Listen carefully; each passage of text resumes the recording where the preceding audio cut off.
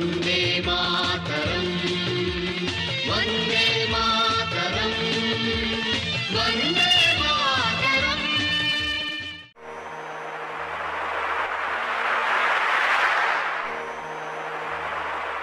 जय हिंद, वंदे मातरम, भारत माता की जय।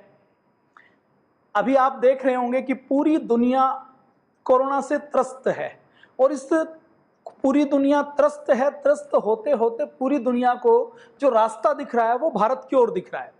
पूरी दुनिया में वो चाहे यूके के राज परिवार के राजकुमार हों, प्रिंस हों, वो कहते हैं कि हाथ नहीं मिलाना, हाथ जोड़ना है। पूरी दुनिया बात कर रही है इम्यूनिटी की। एंटीबायोटिक फेल हो चुके हैं। जिस पेनिसिलिन की एंटीबायोटिक की खोज की गई थी, जिसके बारे में ये कहा गया था कि अब तो सारी बीमारियों के ऊपर हमने विजय प्राप्त कर ली है, अब हम बीमारियों से घबराने वाले नहीं है, रुकने वाले नहीं है, डटने वाले नहीं है, अब तो आदमी भगवान से बड़ा हो गया है, अब बीमारियां नहीं होंगी, तो वो सारी मान्यताएं ध्वस्त हो चुकी हैं।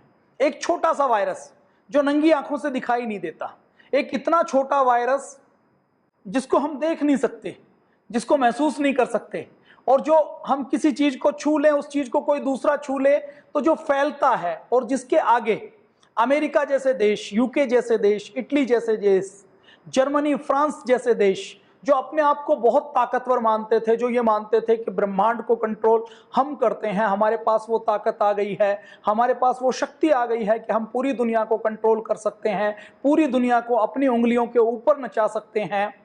उस वायरस ने पूरी दुनिया के हेल्थ सिस्टम को घुटनों के बल पर ला दिया। पूरी दुनिया को बता दिया कि हेल्थ सिस्टम तुम कितना भी मजबूत कर लो, हॉस्पिटल कितने भी बना लो, कितने भी अच्छे वेंटिलेटर बना लो, लेकिन एक छोटे से वायरस के सामने यदि अंदर का हेल्थ सिस्टम मजबूत ना हो तो हारना पड़ता है। आज पूरी दुनिया समाधान खोज रही है योग के रास्ते पर, आयुर्वेद के रास्ते पर।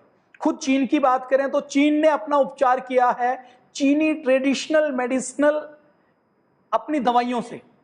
तो जो चाइना कर रहा है, जो हार्वर्ड कहता है कि यदि हमें डिप्रेशन से बचना है, यदि हमें तनाव से, दबाव से बचना है, तो हमें योग करना पड़ेगा। जब पूरी दुनिया ये कर रही है और हम जो पूरी दुनिया को योग देने वाले हैं, आयुर्वेद देने वाले हैं, हमसे मतलब हम सारे भारतवासी ऐसे लोग जिनके पूर्वज ये भारतीय थे, जिनके पूर्वजों ने योग के ऊपर रिसर्च की, जिनके पूर्वजों ने आयुर्वेद के ऊपर रिसर्च की, वो सब हमने दोबारा से योग को पूरी दुनिया में पहुंचाया। परम पूज्य स्वामी जी महाराज के पावन सानिध्य में पूज्य स्वामी जी और श्रद्धेय आचार्य जी, जो आपका प्रतिरूप हैं, जो हम सबके एक प्रतिनिधि के रूप में है, हम सबके सपनों को पूरा करने वाले हैं, उन्होंने पहले पूरी दुनिया में योग पहुंचाया।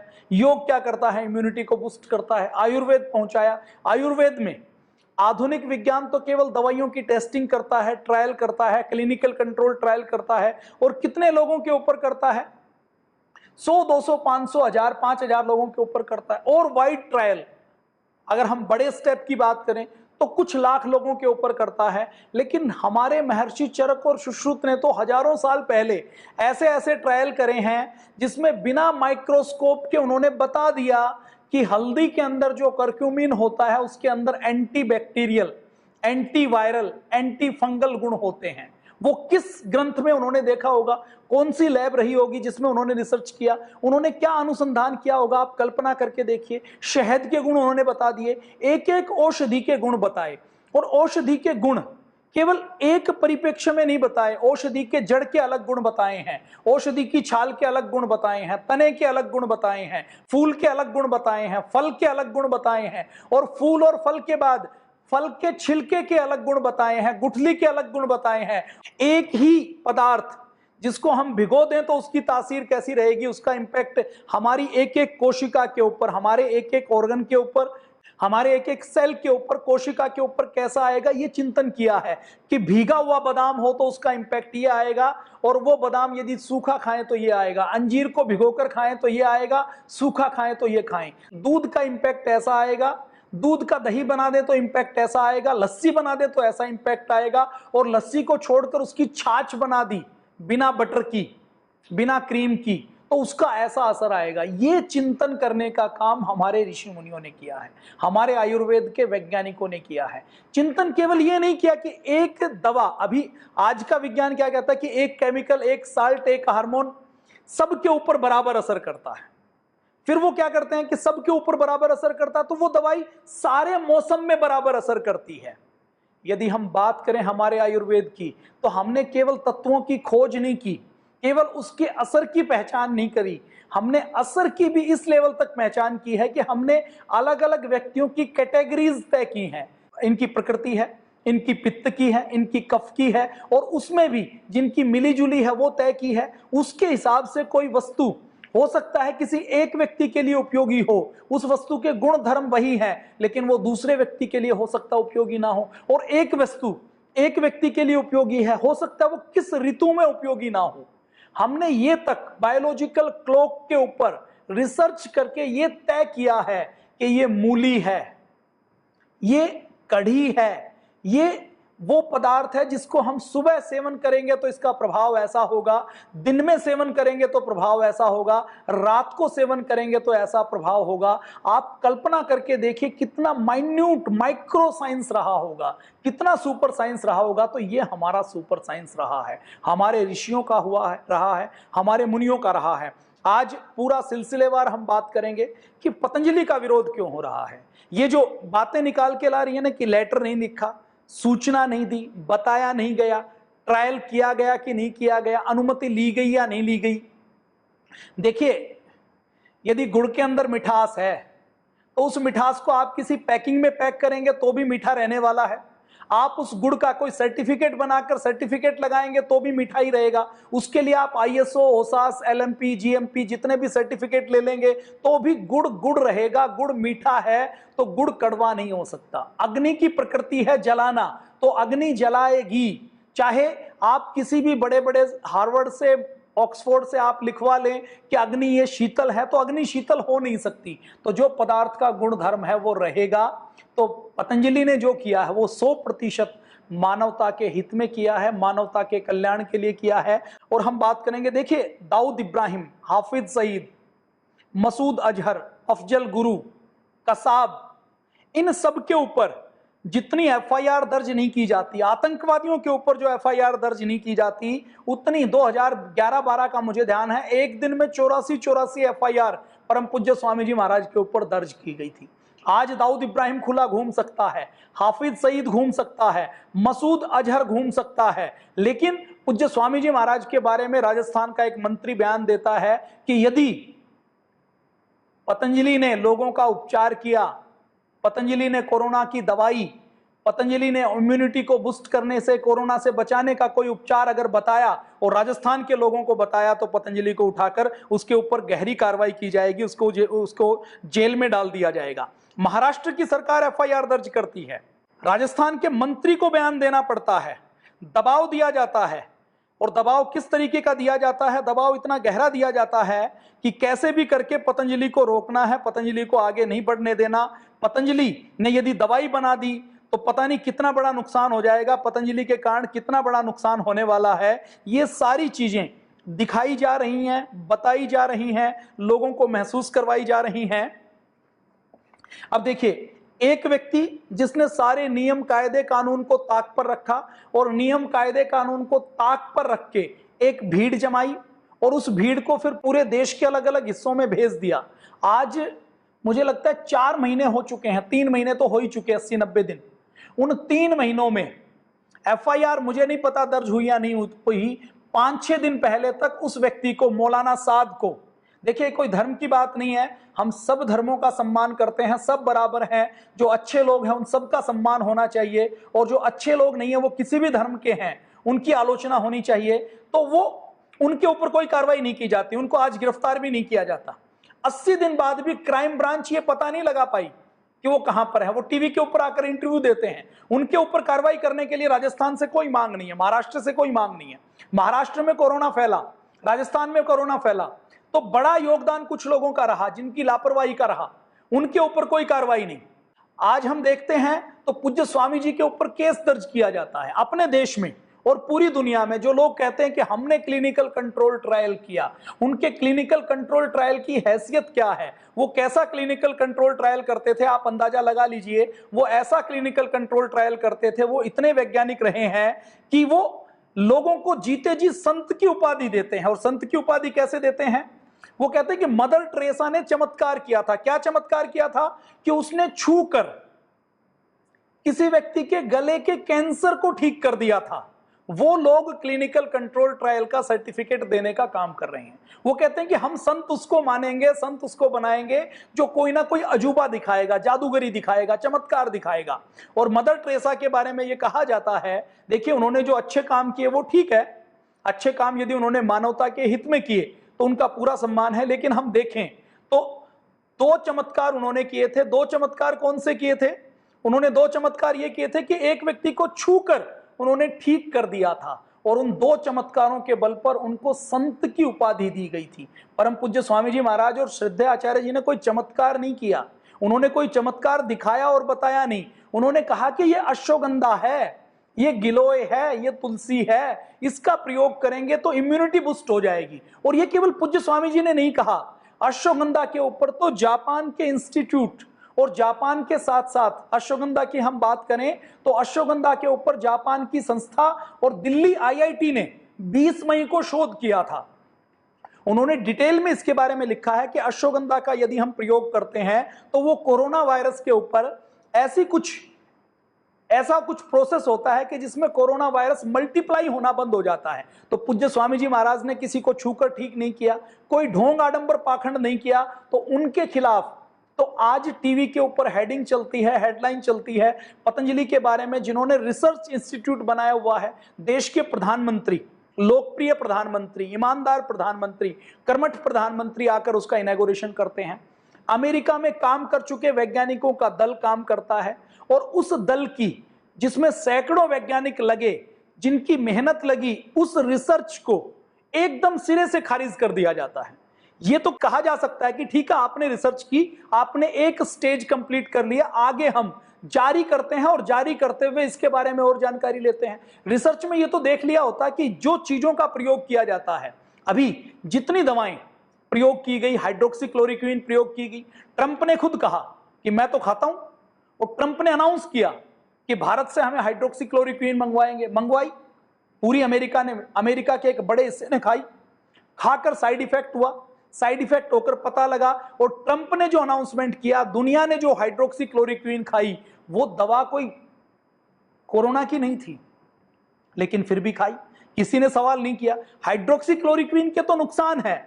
हम तुलसी, गिलोय, अश्वगंधा लेते हैं, मान लीजिए किसी व्यक्ति को XYZ को कोरोना नहीं है, होने की संभावना है, नहीं है, उसको दे दिया जाए तो इसका साइड इफेक्ट क्या है? इसका क्या कोई 1% भी साइड इफेक्ट है क्या? इसका उपचार कितना है? ये क्लिनिकल कंट्रोल ट्रायल हुआ है, आवश्यकता है तो और ट्रायल हो सकती है, लेकिन हमारी इस परंपरा को, इस पद्धति को सिरे से खारिज करना कौन सी समझदारी की बात है? ये समझ में नहीं आता। वो लोग जो चमत्कार को नमस्कार करते हैं, छूकर ठीक करने का दावा करते हैं, उनको तो हम भगवान मानते हैं, उनको तो हम सेवाभावी मानते हैं। और एक पतंजलि जो आधुनिक मशीनों का प्रयोग करती है, सेल लाइन ट्रायल करती है, जानवरों के ऊपर प्रयोग करती है, पूरा प्रोसेस का फॉलो करती है, प्रोसेस फॉलो करते हुए साइंटिस्ट के आधार पर, साइंटिस्ट को, रिसर्चर को रखती है, पेशेंट के ऊपर ट्रायल करती है, ट्रायल की फॉर्मेलिटीज पूरी करती है, फिर भी उसको दिखाया क्या जाता है कि जैसे पतंजलि ने यदि कोई दवा बता दी, आप मान लीजिए एक बार कि पतंजलि की दवा 100% काम नहीं करती, तो मैं आपसे पूछता हूं, कोई एक रोग आप बता दीजिए एलोपैथी का, जिसमें एलोपैथी की दवा 100% काम करती हो। बुखार में पैरासीटामोल लेते हैं, क्या सबका बुखार उतर जाता है? क्या सबका बुखार ठीक हो जाता है? कोई भी दवा चिकित्सा विज्ञान में हर व्यक्ति के ऊपर अलग असर करती है। किसी दवा के बारे में ये नहीं कह सकते कि ये 100% काम करती है। लेकिन पतंजलि के बारे में क्या दिखाया गया कि पतंजलि ने दवा लॉन्च की तो मानवता का पता नहीं कौन सा कितना बड़ा गुनाह कर दिया और अत्याचार कर दिया कि उठाकर बिहार के मुजफ्फरपुर में FIR दर्ज हो जाती है कि पूज्य स्वामी जी और श्रद्धेय आचार्य जी तो हाफिज सईद, मसूद अजहर, दाऊद इब्राहिम से भी बड़े क्रिमिनल हैं, इनके ऊपर तो FIR दर्ज करनी चाहिए, इनको तो तत्काल गिरफ्तार करना चाहिए। ये दिखाया जाता है, ये बताया जाता है। कितना बड़ा अपराध दिखाया जाता है कि जैसे किम जोंग है ना, नॉर्थ कोरिया का जो पागल है, जो पूरी दुनिया को तबाह करने का सपना देखता है कि जैसे पतंजलि ने कोरोना की दवाई बनाकर कोई ऐसा गुनाह किया हो कि कोई परमाणु बम का विस्फोट कर दिया हो, परमाणु बम बना लिया हो, कोई मिसाइल बना ली हो, ऐसा दिखाया जा रहा है कि पतंजलि का गुनाह तो पता नहीं कितना बड़ा है कि ये तो दुनिया को तबाह कर देंगे। एफआईआर दर्ज की जा रही है किसके लिए? कि जिसका कोई साइड इफेक्ट नहीं, जिसके लिए कुछ खर्च नहीं करना। दिक्कत क्या है कि पूज्य स्वामी जी महाराज और पतंजलि ने वो उपचार बता दिया जो लोगों के रसोई घर में उपलब्ध है। गिलोय लोगों के घर के आंगन में लगी हुई है। अश्वगंधा लोगों के घर में खेत में जाएं तो खेत की मुंडेर के ऊपर अश्वगंधा का पौधा खड़ा हुआ है। अश्वगंधा के पौधे की खेती करने की जरूरत नहीं पड़ती, उसका सीड, उसका बीज किसी मल्टीनेशनल पायोनियर जैसी कंपनी से खरीदने की जरूरत नहीं पड़ती, उसका बीज कोई सोने के भाव नहीं बिकता, वो खेत में जाते हैं तो फ्री में मिल जाती है। गिलोय फ्री में मिल जाती है। तुलसी हर घर के आंगन में लगी हुई है। तो दिक्कत इस बात की है कि कोरोना नाम की जो बीमारी का हव्वा जो वुहान की लैब से खड़ा किया गया था, जिसके आधार पर यह षड्यंत्र रचा गया था कि हमें करोड़ों लोगों को कोरोना का ट्रीटमेंट के नाम पर दवाई बेचनी है और दवाई बेचने के नाम पर करोड़ों लोगों से लाखों करोड़ की लूट करनी है। पहला फेज ये था कि वायरस को बनाया गया, दूसरा फेज उस वायरस के नाम पर डराया गया, तीसरा फेज उस वायरस के नाम पर डराने के नाम पर उसकी दवाई बेचने का फेज था और चौथा फेज दवाई बेचकर करोड़ों डॉलर कमाने का फेज था। अब पतंजलि में दिक्कत क्या है कि भारत के बारे में यह रिपोर्ट दी जाती थी कि भारत के अंदर लोग समझदार नहीं है, पढ़े लिखे नहीं है, तो भारत के अंदर तो कोरोना जब फैलेगा तो ब्रस्ट होगा। लेकिन अगर हम भारत का रिकवरी रेट देखते हैं तो दूसरे देशों से अच्छा है। क्यों? क्योंकि एक बाबा जो जमीन पर सोता है, 2 कपड़े पहनता है, जो थोड़ा सा खाना खाता है, एक ऐसा आचार्य जो खुद की परवाह नहीं करता, जो सेवा में लगा रहता है, जो महर्षि धन्वंतरी के सुश्रुत के चरक के फार्मूले सुबह शाम टीवी के ऊपर बिना पैसा खर्च किए गए रसोई घर से कैसे ठीक कर सकते हैं, घर के आंगन में नीम का पेड़ है, अमरूद का पेड़ है, बबूल का पेड़ है, उससे कैसे ठीक कर सकते हैं, वो लगे हुए हैं। तो उन्होंने पूरे भारत के 130 करोड़ लोगों को बता दिया कि ये जो गिलोय है इसको लेते रहो, इसको पीते रहोगे तो कोरोना नहीं आ सकता। आ भी गया तो इम्यूनिटी इतनी बूस्ट हो जाएगी कि अमेरिका का बाहर का इंफ्रास्ट्रक्चर, अमेरिका के हेल्थ का सिस्टम तो फेल हो सकता है लेकिन अंदर के हेल्थ का सिस्टम फेल नहीं होगा। ये 100 करोड़ लोगों को बता दिया। तो आज रिकवरी रेट भारत का बहुत अच्छा है। भारत के अंदर संक्रमण फैलने की संभावनाएं बहुत ज्यादा है। लोगों को यह लगता था कि भारत के अंदर इतनी डेंस पॉपुलेशन है कि भारत के अंदर तो कोरोना ब्रस्ट होगा, लेकिन बाबा एक सन्यासी फार्मूला निकाल कर आया कि घर में आप तुलसी के पत्ते ले लीजिए, आप गिलोय ले लीजिए, और तुलसी के पत्ते गिलोय आपने ले ली तो आपको कोरोना या तो होगा नहीं, होगा तो आपकी इम्यूनिटी इतनी बूस्ट हो जाएगी कि आपको पता नहीं लगेगा, पता भी लग गया तो रिकवरी होने के चांसेस बढ़ जाएंगे। लेकिन बदले में उस बाबा जी को, जिसको नोबेल प्राइज मिलना चाहिए, देखिए दुनिया में नोबेल प्राइज किसको दिया जाता है? एक व्यक्ति जिसने कार्बोहाइड्रेट की खोज कर ली कि खाने के अंदर, गेहूं के अंदर कार्बोहाइड्रेट होता है और इससे इतनी एनर्जी मिलती है, उसको नोबेल प्राइज मिल जाएगा। एक व्यक्ति ने विटामिन सी खोज लिया तो नोबेल प्राइज मिल जाएगा। कितना पश्चिम का विज्ञान बोना रहा है। जो क्लिनिकल कंट्रोल ट्रायल की बात करते हैं वो अरस्तु को अपना प्रमाण मानते रहे। मैं 15वीं शताब्दी की आपको बात बताता हूं। लंदन के जो वैज्ञानिक हैं वो बैठे रहते थे और बैठकर किसी भी बात के ऊपर बहस होती थी तो वो अरस्तु को प्रमाण मानते थे कि इसमें पन्ने पलट कर देखो अरस्तु ने क्या कहा है। मतलब जो अरस्तु ने कह दिया वही फाइनल है। अरस्तु से आगे, अरस्तु से पीछे, दाएं बाएं कुछ सोचना नहीं है। तो एक बार लंदन के एक हॉल में बहस चलती है कि घोड़े के मुंह में दांत कितने होते हैं। 4 घंटे तक बहस चलती रहती है। वैज्ञानिक बैठे हैं, पढ़े लिखे लोग जो लंदन के कहे जाते हैं, वो बैठे हुए हैं कि बहस करते हैं कि घोड़े के मुंह में कितने दांत हैं। तो फिर वो कहते हैं कि चलो अरस्तु को की पुस्तक लेकर आओ, अरस्तु ने क्या कहा इसके बारे में।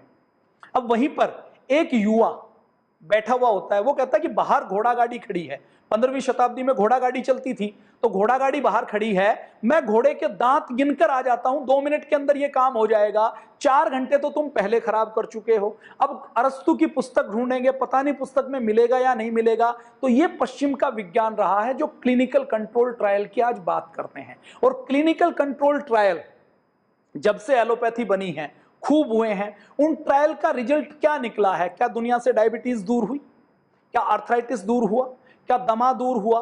क्या अस्थमा दूर हुआ? मुझे कोई एक बीमारी बता दीजिए जो दूर कर दी हो। अब आप कहेंगे जी पोलियो दूर कर दिया, पोलियो की वैक्सीन बनाई थी, तो पोलियो की भी वैक्सीन बनाते बनाते लाखों बच्चों को पोलियो हुआ है, यह मैं आपको प्रूफ के साथ दिखाऊंगा। तो ये आधुनिक विज्ञान कितना बोना है कि इसमें कोई विटामिन सी की खोज कर लेगा तो उसको नोबेल प्राइज मिल जाएगा, विटामिन डी की खोज कर ली तो नोबेल प्राइज मिल जाएगा, ब्लड के ग्रुप अलग अलग आइडेंटिफाई कर दिए तो नोबेल प्राइज मिल जाएगा। तो बाबा जी, आचार्य जी, स्वामी जी ने जो काम किया है वो नोबेल प्राइज का काम किया है कि एक रास्ता दिखाया है कि अंदर की इम्यूनिटी को बूस्ट कर लो, अंदर की इम्यूनिटी को स्ट्रॉन्ग कर लो तो कोरोना नहीं आएगा। देखिए कोरोना की वैक्सीन बना लेंगे तो कोरोना का छोटा भाई आ जाएगा, कल को कोरोना का बड़ा भाई आ जाएगा। ये जो नोबल कोविड कोरोना है ये एक फैमिली है। आपने बहुत व्हाट्सएप के ऊपर आपने इमेजेस देखी होंगी, जिस इमेजेस के अंदर आपने देखा होगा कि 10+2 की बायोलॉजी की बुक में कोरोना वायरस की चर्चा है। वो कोरोना वायरस का अलग प्रकार है। अभी भी ये कहा जाता है कि अकेले कोरोना के अलग अलग कोरोना की वैरायटी है वो 50 से ज्यादा है। तो अकेले कोरोना की 50 से ज्यादा वैरायटी है और लाखों हजारों जीवाणु और हैं। वो जीवाणु धरती के बनने से पहले, मतलब हमारे आने से पहले धरती के ऊपर आ गए थे। हमारी स्किन के अंदर भी जीवाणु हैं, बैक्टीरिया हैं, हमारे बॉडी के अंदर भी बैक्टीरिया हैं। ऐसे ऐसे बैक्टीरिया हैं जो हमारी बॉडी का हिस्सा बन चुके हैं। तो हमारे आयुर्वेद क्या कहता है कि हम जीवाणुओं को, विषाणुओं को मारकर नहीं जी सकते, हमें इनके साथ रहना पड़ेगा, क्योंकि पृथ्वी के ऊपर, ब्रह्मांड के ऊपर इनका भी सह अस्तित्व है। एंटीबायोटिक की खोज की गई, खूब नोबेल प्राइज बांटे गए। आज एंटीबायोटिक की स्थिति क्या है? असर करना बंद कर दिया है। वायरस म्यूटेट हो गया है, वायरस ने अपनी रेजिस्टेंस पावर डेवलप की गई है। टीबी का वायरस अब जो लौट रहा है ना, वो कहता है कि आप कितनी भी हाई एंटीबायोटिक दो, टीबी के वायरस को कंट्रोल नहीं कर सकते, टीबी को कंट्रोल नहीं कर सकते। मैं एक्सपर्ट नहीं हूं कि टीबी वायरस के बारे में, बैक्टीरिया के बारे में, मैं कोई बायोलॉजी का विद्यार्थी कभी नहीं रहा। तो इसके बारे में आप देखेंगे तो जो आयुर्वेद का दर्शन है वो बहुत गहरा दर्शन है। वो कहता है कि हमें इसके साथ जीना पड़ेगा, हमें अपने आप को ऐसा बनाना है कि वो वायरस आए तो वायरस खत्म हो जाए। और भगवान ने इंसान को बनाया है तो कोई क्लिनिकल कंट्रोल ट्रायल करके भगवान ने इंसान को भेजते हुए कोई हाइड्रोक्सीक्लोरोक्विन की, फेविलिव की, या कोई कोरोना के वायरस की, या कोई टीबी की, या कोई दूसरी एड्स के वायरस की दवाइयों के पत्ता देकर साथ नहीं भेजा। उन्होंने हमें आयुर्वेद नाम का ग्रंथ दिया कि इसके अनुसार जीवन यापन करोगे, जीवन शैली आपकी ऐसी होगी तो कभी आपको कोई वायरस, कोई बैक्टीरिया अटैक नहीं कर पाएगा। अब जिसको नोबेल प्राइज मिलना चाहिए, जिसने घर बैठे सॉल्यूशन दे दिया, दुनिया की इकोनॉमी बैठ रही है, अमेरिका के अंदर करोड़ों लोग बेरोजगार हो चुके हैं, थर्ड वर्ल्ड वॉर हो रहा है इस कोरोना वायरस के कारण। यूके एक साइड है, यूएसए है, कनाडा है, इटली है, ऑस्ट्रेलिया है, न्यूजीलैंड है। ये चाइना के ऊपर कार्रवाई करना चाहते हैं कि चाइना ने लैब में ये वायरस बनाकर हमारे इकोनॉमी को ध्वस्त किया है, हमारे करोड़ों लोगों के अंदर डिप्रेशन पैदा किया है, हमारे करोड़ों लोगों को सुसाइड करने के लिए मजबूर किया है। ये देश के अंदर, पूरी दुनिया के अंदर हो रहा है। तो होना तो ये चाहिए कि पूज्य स्वामी जी ने, पतंजलि ने यदि कोरोना का उपचार हमारे पूर्वजों के आयुर्वेद के अंदर से निकाल कर बताया है तो उनका सम्मान होना चाहिए। उनको यदि कोई बाहर का व्यक्ति भी कहता, अपने देश के आयुष मिनिस्ट्री का तो काम क्या था कि आयुष मिनिस्ट्री ये बताती, आयुष मिनिस्ट्री ये रिसर्च करती। यदि कोई ऐसी संस्था जो देश के लोगों ने 11-11 रुपए देकर खड़ी की है, 51 रुपए, 1100 रुपए, 10,000 रुपए, 50,000 रुपए देकर खड़ी की है, एक रिसर्च लैब यदि प्राइवेट किसी संस्था ने बनाई है, वो आयुर्वेद जिसको अंग्रेजों ने खूब धूल दूषित किया, जिसको भुला दिया गया, जिसके आयुर्वेद के डॉक्टर एलोपैथी की प्रैक्टिस करते थे, पतंजलि जिसने आयुर्वेद के डॉक्टरों को कहा कि आप पतंजलि में आइए, हम आपको दवाइयां भी बनाकर देते हैं, आपको प्रशिक्षण भी देते हैं और आपको दवाई, लोगों को आयुर्वेद की दवाई देनी है और निशुल्क देनी है, आपको सैलरी देने का, मानदेय देने का काम हम करेंगे। ऐसे 3,000 लोगों को एलोपैथी के चुंगल से निकालकर आयुर्वेद के लिए लेकर आए हैं। ऐसा 2000 के बाद सिस्टम खड़ा किया कि जहां आयुर्वेद को भुला दिया गया था, भस्मों के नाम पर यह कहा जाता था कि किडनी फेल होती है। दवाइयों के नाम पर ऐसा वातावरण बना दिया गया था कि आयुर्वेद का चिकित्सक भी यह कहता था कि मुझे यदि अपने बच्चे का बुखार उतारना है तो मैं अपने किसी काढ़े से, किसी आयुर्वेद की दवाई से नहीं उतार सकता, संजीवनी वटी से, लक्ष्मी विलास रस से, चंद्र प्रभावटी से उसका इलाज करना है तो मुझे पैरासीटामोल देनी पड़ेगी। इतनी हीन भावना आ चुकी थी। उस हीन भावना को तोड़ने का काम पतंजलि योगपीठ ने किया है। आज अपोलो और एम्स जैसे हॉस्पिटल पतंजलि में रेफर करते हैं कि अभी हमारे पास आपकी बीमारी का कोई इलाज नहीं है, लाइलाज है, कोई उपचार हो नहीं सकता। दो ही तरीके हैं, या तो घर में बैठकर मौत का इंतजार करो, नहीं तो एक बार आयुर्वेद की शरण में चले जाओ। और आयुर्वेद की शरण में यदि जाना है तो पूरी दुनिया में एक ही संस्थान ऐसा है जिसने मॉडर्न मेडिकल के पैरामीटर्स के ऊपर कसकर आयुर्वेद को स्टैंडर्डाइज करके आयुर्वेद के ऊपर शोध करने का काम किया है।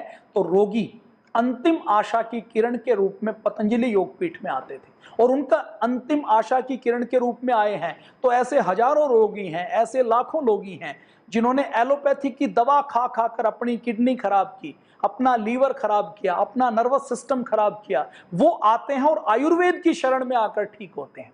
पूज्य स्वामी जी महाराज कभी नहीं कहते कि मैंने ठीक किया, पूज्य आचार्य जी भी कभी नहीं कहते। वो कहते हैं कि हमारे ऋषियों का ज्ञान है, हमारे पूर्वजों का ज्ञान है, हमें तो इसके ऊपर शोध करना है और ये शोध करने का काम हम कर रहे हैं। और जब ये काम सरकार करेगी तो हम सरकार का सहयोग करेंगे। तो एक तरीके से पतंजलि ने क्या किया?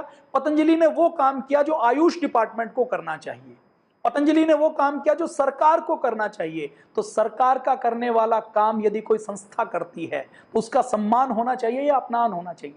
मान लीजिए कहीं कोई चिट्ठी पत्री में, कोई कम्युनिकेशन में गैप भी रह गया।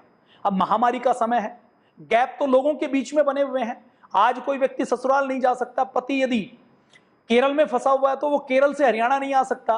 तो ऐसे डिस्टेंस के समय में, ऐसी आपदा के समय में, विपदा और महामारी के समय में कोई कमी रहती तो पूरे देश की संस्थाओं को, पूरे देश के मीडिया हाउस को और पूरे देश की सारी राजनीतिक पार्टियों को अपने मतभेद भुला करके ये लड़ाई हमारी व्यक्तिगत हो सकती है। हम बाबा रामदेव से, आचार्य बालकृष्ण जी से व्यक्तिगत असहमति हो सकती है, लेकिन यदि लाखों लोगों को स्वास्थ्य मिलता है तो वो असहमति हम एक तरफ रखते हैं, लेकिन इस काम में हम साथ हैं। ये काम यदि अच्छा हो रहा है तो हम इसका सहयोग करेंगे, होना ये चाहिए। विदेश से भी यदि कोई आरोप लगाता तो उसका भी उत्तर देना चाहिए था। हो क्या रहा है? देश के लोग कोई आरोप नहीं लगा रहे, पूरा सोशल मीडिया ये भरा हुआ है कि बाबा रामदेव का विरोध इसलिए हो रहा है क्योंकि बाबा रामदेव ने केवल 500 रुपए में इलाज दे दिया।